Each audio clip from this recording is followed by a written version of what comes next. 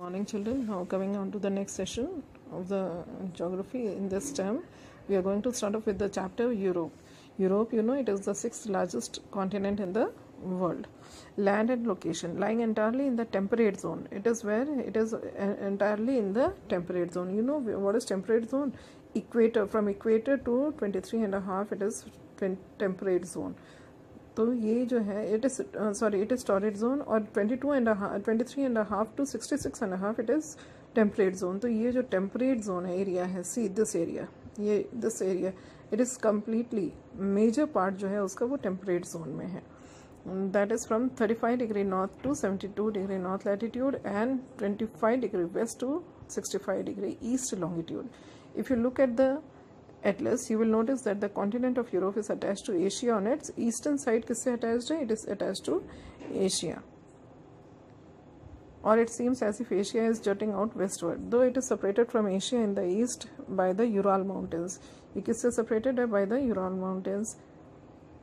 The river Ural and the Caspian Sea, the division between Europe. The river Ural and the Caspian Sea, the division between Europe and Asia as two different continents, is a historical and cultural construct with no clear physical separation between them. See here, कुछ ऐसा clear separation नहीं है between Europe and Asia.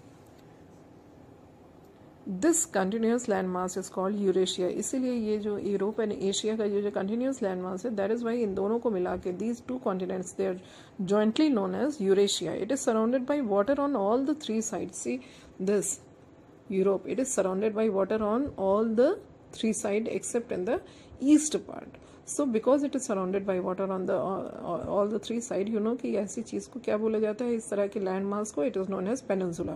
So it is a peninsula also. And एक इस side it is Arctic Ocean in the north, Atlantic Ocean in the west and Mediterranean Sea and the Black Sea in the south. A peninsula in itself, मतलब Europe is a peninsula because it is surrounded by sea on the three sides. It is also made of few more peninsulas.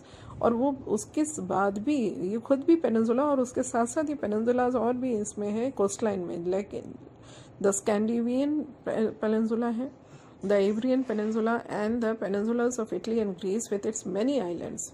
Hence the name it is known as, इसीलिए इसको Peninsula of Peninsulas कहते हैं क्योंकि ये खुद एक peninsula है और पेनिनसुला और इसमें कोस्टलाइन में भी बहुत सारे पेनिनसुलास हैं. That is why it is known as peninsula of peninsulas. Hence the name it is known as. Thus no part of Europe is too far away from the sea. इससे पता चलता है कि क्यों ये पेनिनसुला है और बहुत ज़्यादा वो नहीं है, बड़ा नहीं है, तो इसका जो ज़्यादातर सारे पार्ट्स जो है वो सी से बहुत ज़्यादा दूर नहीं है. Political division, politically Europe जो है it is a small continent but it has 50 sovereign states are there in it and it is also home of the world's smallest country. You know which is the smallest country of the world? It is the Vatican City. और साथ ही साथ यहाँ पे world की सबसे largest country भी है, smallest भी है, largest and the largest is Russia. There are 5 tiny nations in Europe. They are tiny nations भी हैं यहाँ पे. सैंट मैरिनो है इटली में, Monaco on the southern coast of France है, Andorra in the Pyrenees and Liechtenstein in Central Europe and Vatican City in Rome. The Western European countries में कौन कौन सी Western European countries हैं? France है, UK and Ireland. The Central European में आते हैं Germany, Switzerland, Austria, Italy, Hungary, चेक Republic. All these are in Central. And the Balkan states में है Greece, Albania, Turkey, Bulgaria, Romania and the former Yugoslavian countries, Kosovo, Macedonia, Serbia, Montenegro, Bosnia and Herzegovina, Croatia and Slovenia. Those country east of the Baltic Sea, जो Baltic Sea के east में है, Estonia, Latvia and Lithuania, इनको हम इन तीनों को मिला के बाल्टिक स्टेट से के नाम से जाना जाता है. जो ये स्कैंडिनेवियन कंट्रीज हैं इनको हम नॉर्डिक कंट्रीज भी कहते हैं. These are Norway, Sweden, Denmark, Finland and sometimes Iceland भी. द लो कंट्रीज इसमें आती हैं Belgium, Netherlands and Luxembourg. They are also because they are low attitude पे ये सिचुएटेड है, that is why they are known as low countries. These are also called as Benelux nations. The British is include, अच्छा उसमें कौन कौन से आते हैं? UK, United Kingdom and the Irish Republic, Austria, Czech Republic and Hungary. They are located away from the coast and are surrounded by land on all sides, hence they are called landlocked countries. अभी हमने बताया कि ये ज़्यादातर यहाँ पे जितने भी हैं वो पेनिनसुला है, लेकिन ये जो है क्योंकि ये लैंड से कनेक्ट, मतलब चारों तरफ लैंड से surrounded हैं, that is why they are known as landlocked. These countries are known as landlocked. Here you have been given the country and the capital of the 50 European countries. Here in 1990, East and West Germany united to form one majority. In 1991, the largest country of Europe, Russia, collapsed to break up into 15 independent republics में break हो गया. ये जो पहले जो Russia जो उसका largest था. The 9 republics in Europe में है Estonia, Latvia, Lithuania, Belarus, Ukraine, Moldova, Georgia, Armenia, Azerbaijan. A part of erstwhile Russia was in Asia. 5 of the 15 Russian republics are now in Asia. मतलब जब ये Asia जो है वो टुकड़ों में बटा, डिवीजन हुआ उसका, तो उन 15 में से 5 जो है वो एशिया में आए और 10 यूरोप में चले गए. Now its physical features. Europe's notable physical features are its peninsula appearance. एक तो ये peninsula है, highly indent and irregular coastline है, बहुत ही ज़्यादा indent and irregular coastline है. See here, यहाँ से ऐसी इतनी टेढ़ी मेढ़ी कोस्टलाइन है इसकी. सी दिस वे, एकदम ही बराबर, जैसे इंडिया में काफ़ी कुछ बराबर है, लेकिन यहाँ देखिए सी इसकी कोस्टलाइन यूरोप की. So and it is not very high altitudes reflecting it's old age. On the northwest are the Scandinavian highlands and towards the east bordering the Arctic Ocean in the west tundra region. To the south, the great central plains of Europe, densely populated and highly industrialized. These makes Europe the third most populous continent in the world. Central plains जो है वो it is most industrialized and most populated area. Further south in the Spanish plateau में it is separated from France by the Pyrenees. To the east are the Alps giving way to the plains of Bohemia, and beyond this are the Carpathian Mountains. The main rivers, यहाँ पे जो main rivers हैं, these are Rhone, Seine, Rhine, Volga, Danube and Dniester. Physically, Europe may be divided into 4 divisions. Northwestern Highlands में divide Central Highlands, Central Plains and the Alpine Mountain System.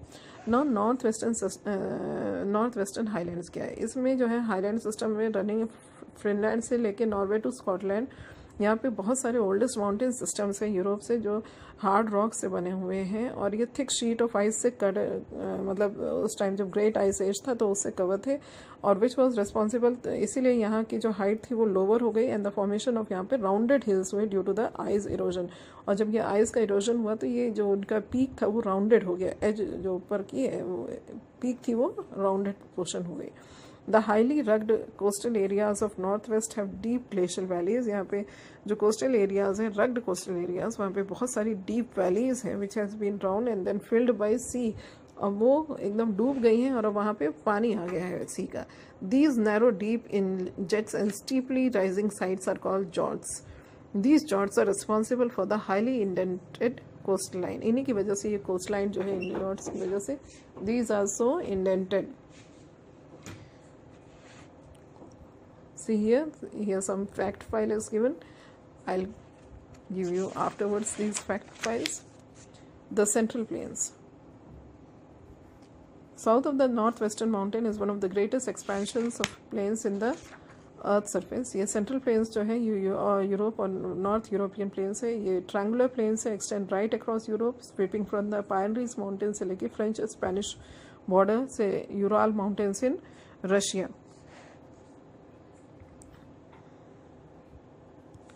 See here, Central Plains. The plains are built of silt deposition. यहाँ पे plains जो हैं, all of you know that they are always made by the deposition of silt brought by the rivers and glaciers. They are very, और ऐसी जो area होते हैं वो बहुत fertile होते हैं and they are very these fertile areas are very well suited for the agriculture also.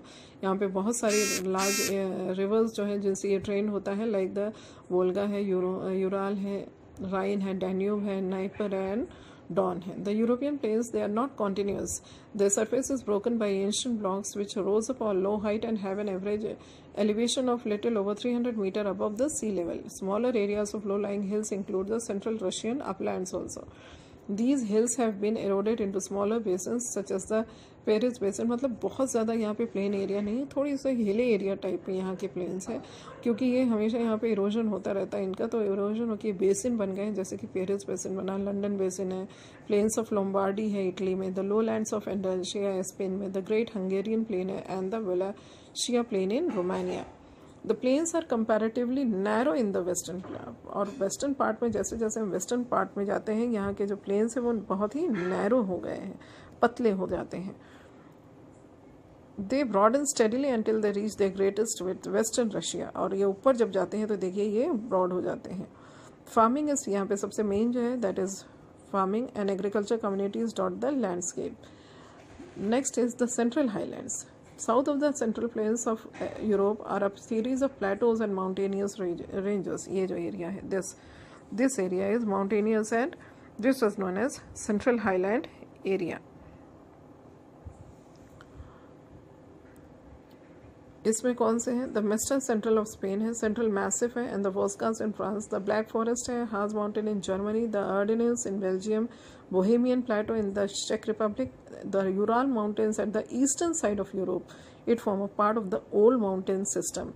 These uplands are composed of, यहाँ पे ओल्ड रॉक्स हैं, दे हैव कोल डिपॉजिट यहाँ पे बहुत ज़्यादा है. यहाँ पे कौन सी रिवर्स हैं? The Rhine and Rhone, they flow through wide valleys in this highland region. यहाँ पे these are North River, these highlands are there. The Alpine mountain system. These young fold mountains running east-west are a series of parallel ranges lying south of the central highlands between the Atlantic Ocean and the Caspian Sea. They have steep slopes, narrow deep valleys. Freeze हो जाती है winters में. वोल्गा जो है इसमें longest river है Europe में, इसमें आती है कैस्पियन सी.